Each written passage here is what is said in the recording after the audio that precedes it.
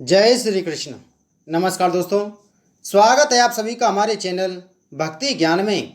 दोस्तों, आज हम आपको श्रीमद् भागवत महापुराण की कथा का श्रवण करा रहे हैं, जिसमें हम वर्णन करेंगे उद्धव और विदुर जी की भेंट।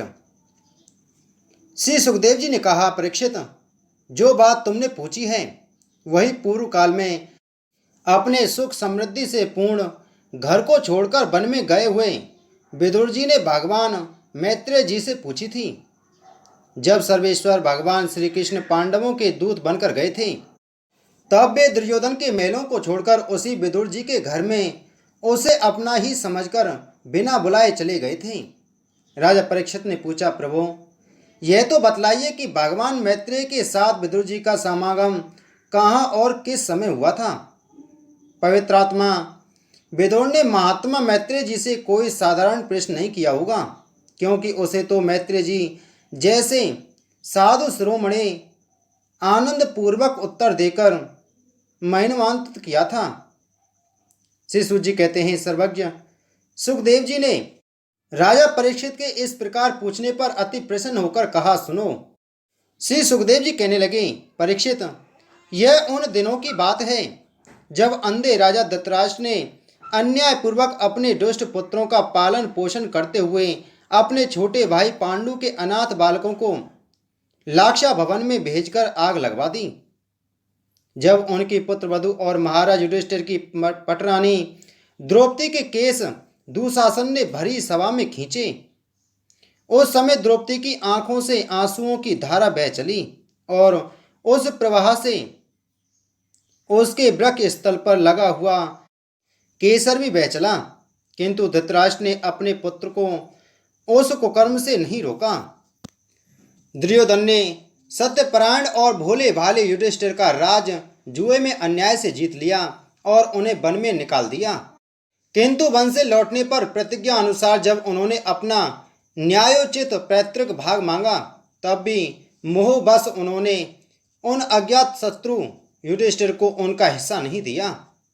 महाराज युधिष्ठिर के भेजने पर जब जगत गुरु भगवान श्री कृष्ण ने कौरवों की सभा में हित भरे सुमधुर वचन कहे, जो भीष्मादि सज्जनों को अमृत से लगे, पर कुरुराजन ने उनके कथनों को कुछ भी आदर नहीं दिया। देते कैसे, उनके तो सारे पुण्य नष्ट हो चुके थे। फिर जब सलाह के लिए विदुर जी को बुलाया गया, तब मंत्रियों में श्रेष्ठ विदुर जी ने राज्य भवन में जाकर बड़े भाई धृतराष्ट्र के पूछने पर उन्हें वह सम्मति दी जिसे नीति शास्त्र के जानने वाले पुरुष विदुर नीति कहते हैं। उन्होंने कहा, महाराज, आप अज्ञात शत्रु महात्मा युधिष्ठिर को उनका हिस्सा दे दीजिए। वे आपके ना सहने योग्य अपराध को भी सह रहे हैं। भीम रूप काले नाग से तो आप भी बहुत डरते हैं। देखिए, वह अपने छोटे भाइयों के सहित बदला लेने के लिए बड़े क्रोध से फुफकारे मार रहा है। आपको पता नहीं, भगवान श्री कृष्ण ने पांडवों को अपना लिया है। वे यदुवीरों के आराध्य देव इस समय अपनी राजधानी द्वारकापुरी में विराजमान हैं। उन्होंने पृथ्वी के सभी बड़े बड़े राजाओं को अपने अधीन कर लिया है तथा ब्राह्मण और देवता भी उन्हीं के पक्ष में हैं। जिसे आप पुत्र मानकर पाल रहे हैं तथा जिसकी हाँ में हाँ मिलाते जा रहे हैं, उस दुर्योधन के रूप में तो मूर्तिमान दोष ही आपके घर में घुसा बैठा है। यह तो साक्षात भगवान श्री कृष्ण से द्वेष करने वाला है। इसी के कारण आप भगवान श्री कृष्ण से विमुख होकर श्रीहीन हो रहे हैं। अतएव यदि आप अपने कुल की कुशल चाहते हैं तो इस दुष्ट को तुरंत ही त्याग दीजिए। विदुर जी का ऐसा सुंदर स्वभाव था कि साधु जन भी उसे प्राप्त करने की इच्छा करते थे, किंतु उनकी यह बात सुनते ही कर्ण, दुशासन और शकुनि के सहित दुर्योधन के ओठ अत्यंत क्रोध से भड़कने लगे और उसने उनका तिरस्कार करते हुए कहा, अरे, इस कुटिल दासी पुत्र को यहाँ किसने बुलाया है? यह जिनके टुकड़े खा खा कर जीता है, उन्हीं के प्रतिकूल होकर शत्रु का काम बनाना चाहता है। इसके प्राण तो मत लो, परंतु इसे हमारे नगर से तुरंत बाहर निकाल दो। भाई के सामने ही कानों में बाणों के समान लगने वाले इन अत्यंत कठोर वचनों से मर्माहत होकर भी विदुर जी ने कुछ बुरा न माना और भगवान की माया को प्रबल समझकर अपना धनुष राजद्वार पर रखकर वे हस्तिनापुर से चल दिए। कौरवों के विदुर जैसे महात्मा बड़े पुण्य से प्राप्त होते थे। वे हस्तिनापुर से चलकर पुण्य करने की इच्छा से भूमंडल में तीर्थपाद भगवान के क्षेत्रों में विचरने लगे, जहाँ श्रीहरि ब्रह्मा रुद्र अनंत आदि अनेकों मूर्तियों के रूप में विराजमान हैं। जहाँ जहाँ भगवान की प्रतिमाओं से सुशोभित तीर्थ स्थान, नगर, पवित्र वन, पर्वत, निकुंज और निर्मल जल से भरे हुए नदी, सरोवर आदि थे, उन सभी स्थानों में वे अकेले ही विचरते रहे। वे अवधूत वेश में स्वच्छंदता पूर्वक पृथ्वी पर विचरते थे, जिससे आत्मीय जन उन्हें पहचान ना सकें। वे शरीर को सजाते न थे, पवित्र और साधारण भोजन करते, शुद्ध व्रति से जीवन निर्वाह करते, प्रत्येक तीर्थ में स्नान करते, जमीन पर सोते और भगवान को प्रसन्न करने वाले व्रतों का पालन करते रहते थे। इस प्रकार भारतवर्ष में ही विचरते विचरते जब तक वे प्रवास क्षेत्र में पहुँचे, तब तक भगवान श्री कृष्ण की सहायता से महाराज युधिष्ठिर पृथ्वी का एक छत्र अखंड राज करने लगे थे। वहाँ उन्होंने अपने कौरव बंधुओं के विनाश का समाचार सुना और आपस की कलह के कारण परस्पर लड़ भिड़कर उसी प्रकार नष्ट हो गए थे, जैसे अपनी ही रगड़ से उत्पन्न हुई आग से बांसों का सारा जंगल जलकर खाक हो जाता है। यह सुनकर वे शोक करते हुए चुपचाप सरस्वती के तीर्थ पर गए। वहाँ उन्होंने त्रित, उष्णा, मनु, पृथु, अग्नि, असित, वायु, सुदास, गो और श्राद्ध देव के नामों से प्रसिद्ध 11 तीर्थों का सेवन किया। इनके सिवा पृथ्वी में ब्राह्मण और देवताओं के स्थापित किए हुए जो भगवान विष्णु के और भी अनेकों मंदिर थे, जिनके शिखरों पर भगवान के प्रधान आयुध चक्र के चिन्ह थे और जिनके दर्शन मात्र से श्री कृष्ण का स्मरण हो आता था, उनका भी सेवन किया। वहाँ से चलकर वे धन धान्य पूर्ण सौराष्ट्र, सौवीर, मत्स्य और कुरुजांगल आदि देशों में होते हुए जब कुछ दिनों में यमुना तट पर पहुँचे, तब वहाँ उन्होंने परम भागवत उद्धव जी का दर्शन किया। वे भगवान श्री कृष्ण के प्रख्यात सेवक और अत्यंत शांत स्वभाव थे। वे पहले बृहस्पति जी के शिष्य रह चुके थे। विदुर जी ने उन्हें देखकर प्रेम से गाढ़ आलिंगन किया और उनसे अपने आराध्य भगवान श्री कृष्ण और उनके आश्रित अपने स्वजनों का कुशल समाचार पूछा। विदुर जी कहने लगे, उद्धव जी, पुराण पुरुष बलराम जी और कृष्ण जी ने अपने ही नाभि कमल से उत्पन्न हुए ब्रह्मा जी की प्रार्थना से इस जगत में अवतार लिया है। वे पृथ्वी का भार उतारकर सबको आनंद देते हुए अब श्री वसुदेव जी के घर कुशल से रह रहे हैं ना। प्रियवर, हम कुरुवंशियों के परम सुहृद और पूज्य वसुदेव जी और पिता के समान उदारता पूर्वक अपनी कुंती आदि बहनों को उनके स्वामियों का संतोष कराते हुए उनकी सभी मनचाही वस्तुएं देते आए हैं। आनंद पूर्वक है ना। प्यारे उद्धव जी, यादवों के सेनापति वीरवर प्रद्युम्न जी तो प्रसन्न है ना, जो पूर्व जन्म में कामदेव थे तथा जिन्हें देवी रुक्मणी जी ने ब्राह्मणों की आराधना करके भगवान से प्राप्त किया था। सातत्व वृष्णि, भोज और दासाहर वंशी यादवों के अधिपति महाराज उग्रसेन तो सुख से है ना, जिन्होंने राज्य पाने की आशा का सर्वथा परित्याग कर दिया था, किंतु कमल नयन भगवान श्री कृष्ण ने जिन्हें फिर से राज सिंहासन पर बैठाया। सौम्य, अपने पिता श्री कृष्ण के समान समस्त रथियों में अग्रगण्य श्री कृष्ण तने साम सकुशल तो हैं। ये पहले पार्वती जी के द्वारा गर्भ में धारण किए हुए साम्य कार्तिक हैं। अनेकों व्रत करके जामवती ने इन्हें जन्म दिया था।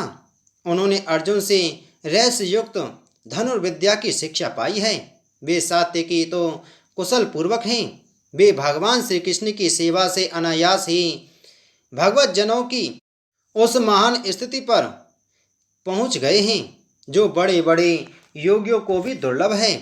भगवान के शरणागत निर्मल भक्त बुद्धिमान अक्रूर जी भी प्रसन्न है ना, जो श्री कृष्ण के चरण चिन्हों से अंकित ब्रज के मार्ग की रज में प्रेम से अधीर होकर लौटने लगे थे।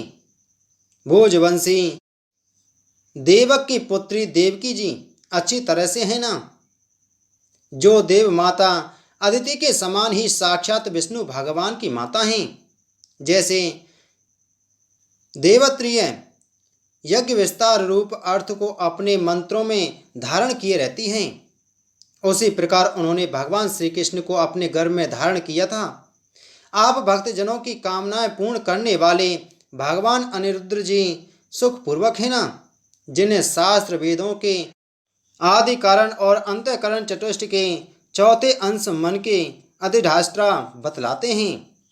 सौम्य स्वभाव उद्धव जी अपने हृदयेश्वर भगवान श्री कृष्ण का अनन्य भाव से अनुसरण करने वाले, जो हार्दिक सत्य भावानंदन चारुदेशन और गद आदि अन्य भगवान के पुत्र हैं, वे सब भी कुशल पूर्वक है ना। महाराज युधिष्ठिर अपनी अर्जुन और श्री कृष्ण रूप दोनों भुजाओं की सहायता से धर्म मर्यादा का न्यायपूर्वक पालन करते हैं ना। मैं दानव की बनाई हुई सभा में इनके राज्य वैभव और दबदबे को देखकर दुर्योधन को बड़ा डर हुआ था।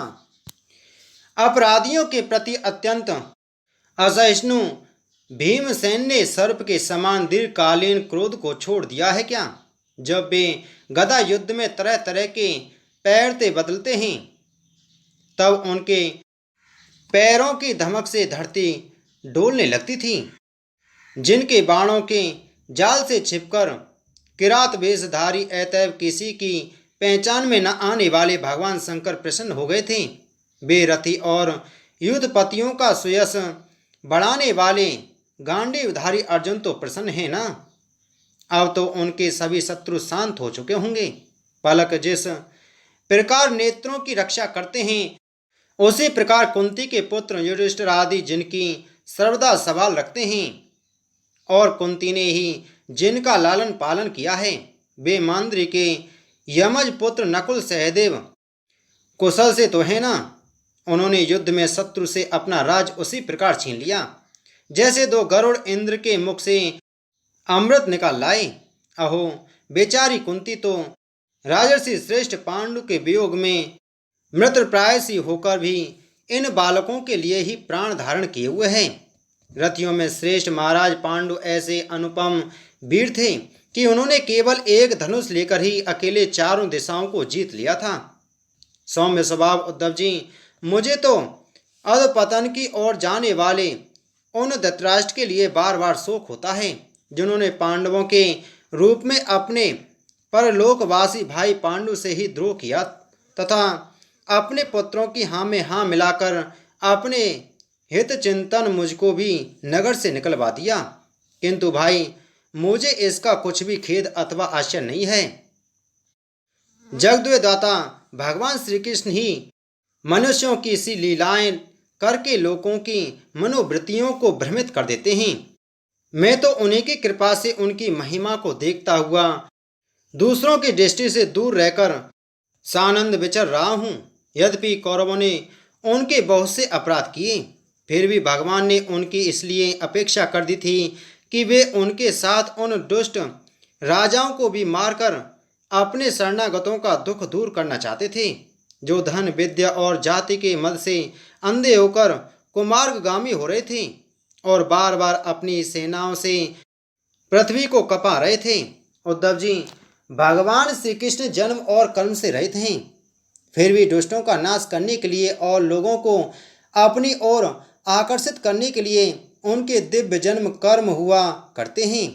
नहीं तो भगवान की तो बात ही क्या, दूसरे जो लोग गुणों से पार हो गए हैं, उनमें भी ऐसा कौन है जो इस कर्माधीन देह के बंधन में पड़ना चाहेगा। अतः मित्र, जिन्होंने अजन्मा होकर भी अपनी शरण में आए हुए समस्त लोकपाल और आज्ञाकारी भक्तों का प्रिय करने के लिए यदुकुल में जन्म लिया है, उन पवित्र कीर्ति श्री हरि की बात सुनाओ। बोलो श्री कृष्णचंद्र महाराज की जय। दोस्तों, हम आगे कथा में श्रीमद् भागवत महापुराण की कथा में वर्णन करेंगे उद्धव जी द्वारा भगवान की बाल लीलाओं का वर्णन। जय श्री कृष्ण।